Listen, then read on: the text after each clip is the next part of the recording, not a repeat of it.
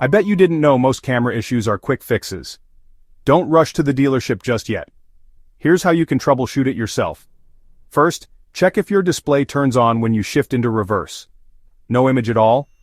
Make sure your infotainment screen isn't dimmed or turned off.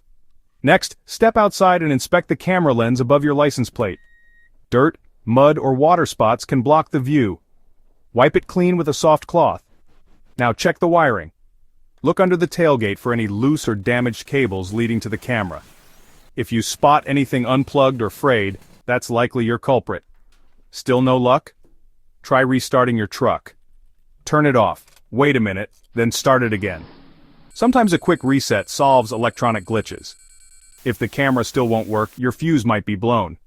Check your owner's manual for the fuse box location and look for the camera fuse. Replace it if needed.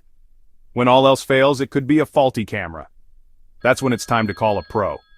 So before you panic, try these simple steps. Your Chevy Colorado's rear view camera might just need a little TLC.